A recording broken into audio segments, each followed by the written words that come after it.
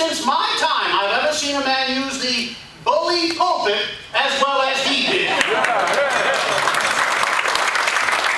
I take to great heart the message he gave about keeping history alive and using this, your tremendous passion, as a way to importantly rekindle amongst America's youth an appreciation for history, and for history based upon facts and not revisionism. Well, indeed, it was during my time as the presidency that I was moralizing and I was cajoling. And one senator bristled. He said, "Mr. President, you're preaching." I said, "That's right. And the presidency is a bully pulpit."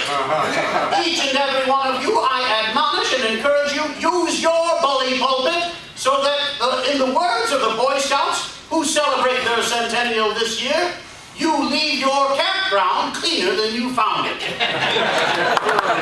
I have become much concerned. You may have seen me yesterday in my formal attire. And I traveled the country in this manner.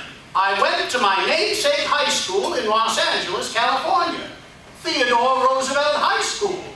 When I arrived there, one young man, despite the fact that they are the Rough Riders, despite the fact that my picture adorns the hallways, my quotations are everywhere, he turned to his classmates and said, "Look, there's the Monopoly dude."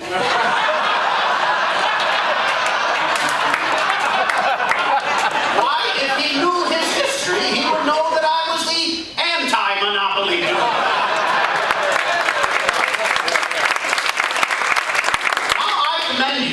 On not only being an organization that has tremendous fellowship and diversity of age and gender, but indeed you have high ethical standards. And I must admit, I have a confession. It appears that a rump caucus meeting was held, and that Lieutenant Colonel Wynn and Mr. Peeling and Mr. Gottlieb are in agreement. I am a copy, not an original. But I share with you, I hope that you will find that I am a copy in the spirit of bringing honor and dignity to the causes that we hold near and dear to our hearts, rather than a fraud or a forgery. And it is an honor and a delight to be with an audience that appreciates and upholds all that is good and decent in America.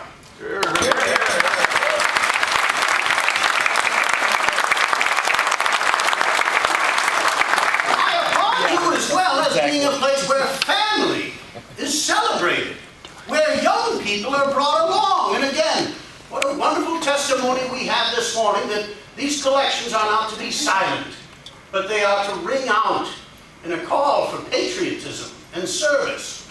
But family is the cornerstone and the basis of our great republic, and I would be remiss as a New Yorker if I did not salute fellow New Yorkers who here celebrate and serve as a reminder to us of all those things which are greatest and good in this life. Mr. and Mrs. Nolan from New York, who celebrate their 50th wedding anniversary.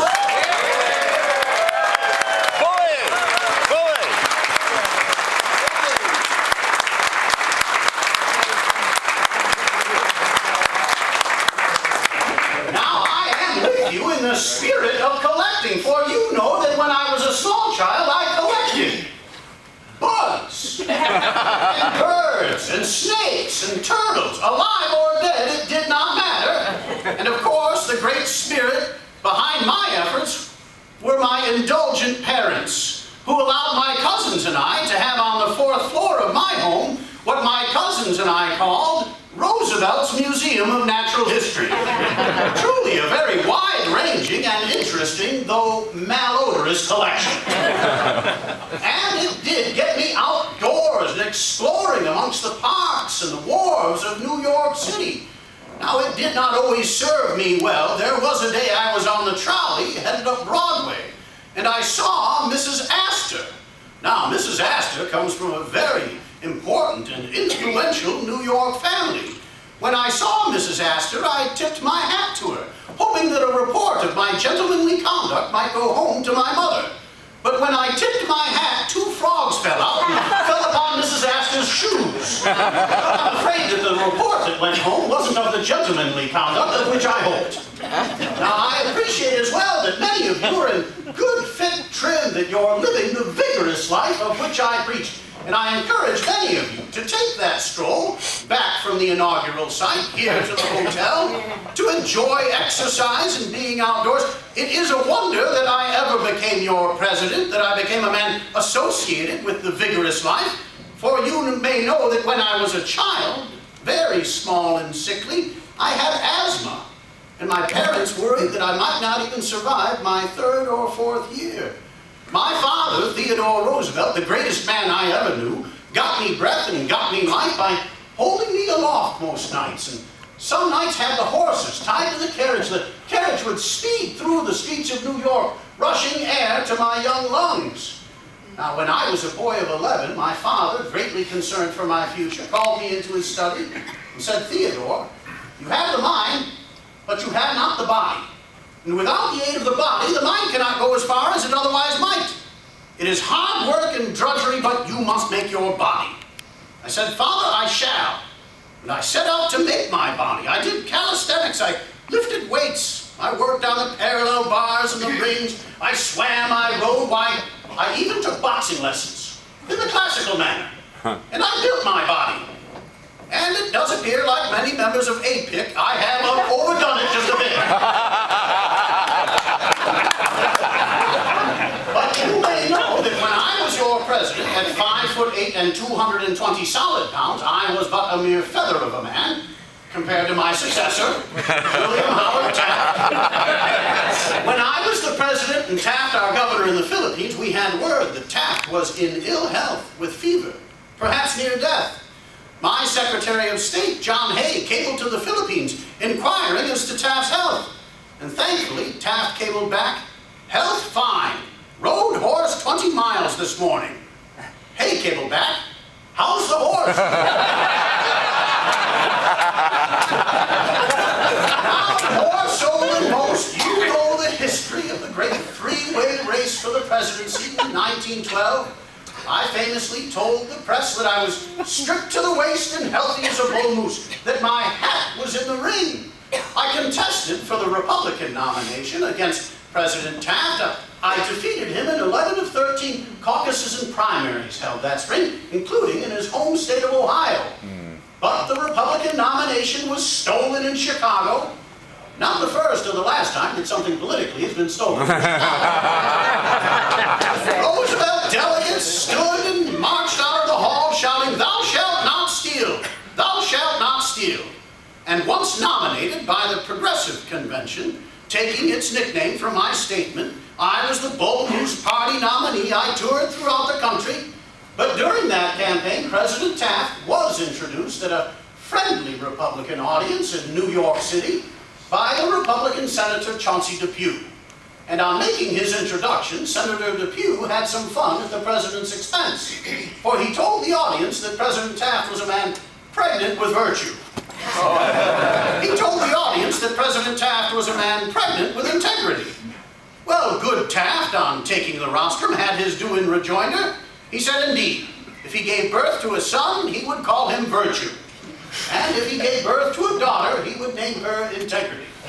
If, however, it was simply gas, he would call it Chauncey Depew.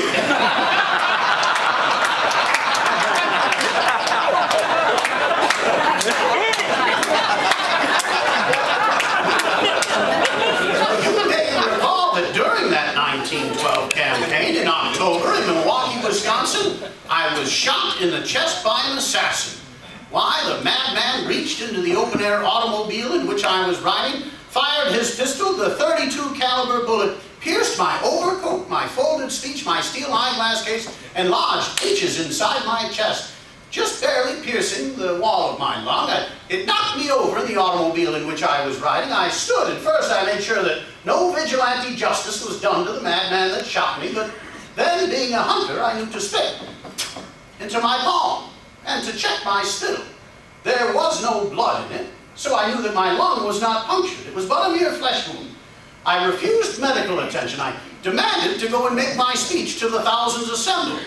I stood before them. I pulled my jacket to the side. I showed them my bloody blouse, and I said, you must bear with me. You may not understand. I've just been shot.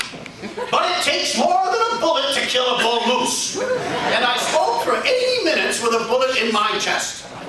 And right now, Mr. Price is wondering if it will take a gun to get me to stop shooting. I assure you, I come to the conclusion, but I was inspired when past President Kraft mentioned Mr. Al Souder, and how that he hoped someday to have the energy and vitality of Mr. Souder. I was reminded of a story recently when Senator Peter Fitzgerald, a young man from Illinois, met Senator Strom Thurmond, then in his early 90s, and said, "Senator, I hope someday I have your energy." And without blinking, Senator Strom replied, "Sonny, you don't have my energy now." We are reminded, though, in that statement of not to fear failure, to go forward. This is the centennial of my tour of Europe. You know that after President Taft was inaugurated, I decided that the president needed room to grow into the office, so to say. But weeks after his inauguration, Kermit and I left for Africa for our great hunting safari. My great nemesis, J.P. Morgan, one of the men I called the malefactors of great wealth. When Kermit and I left New York Harbor, J.P. Morgan toasted our venture in his New York library thusly: "To the lions, may they do their job." After our hunting trip in Africa, Mrs. Roosevelt joined me and I toured Europe. I accepted my Nobel Peace Prize, given to me and the American people for settling the Russo-Japanese War. I spoke at the great universities. And a century ago this year, I spoke in the spring at the Sorbonne in Paris.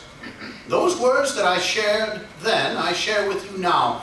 And I hope and encourage you that when you go back to your communities, when you do good deeds on behalf of this republic and on behalf of the cause of history, realize that your good deeds will be criticized.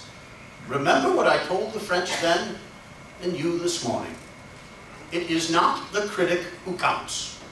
Not the man who points out how the strong man stumbles or where the doer of deeds could have done better. The credit belongs to the man, and today to the woman, who's actually in the arena, whose face is marred by dust and sweat and blood, who strives valiantly, who errs and comes up short again and again, because there is no effort without error or shortcoming, but who knows the great devotions, the great enthusiasms, who spends himself in a worthy cause, and who, in the end, at the best, knows the triumph of high achievement. And who, at the worst, if he fails, at least he fails while daring greatly, that his name shall never be with those cold and timid souls who know neither victory nor defeat. Members of the American Political Items Collectors, I have been delighted to be with you. I look forward to being with you today and especially at tomorrow's Presidential Forum. In years of traveling these United States, no other organization has thought to bring together in one place as many presidents as you do tomorrow morning. And I look forward to being with Presidents Fillmore, Cleveland, and McKinley. And thank you for believing that history in America is alive.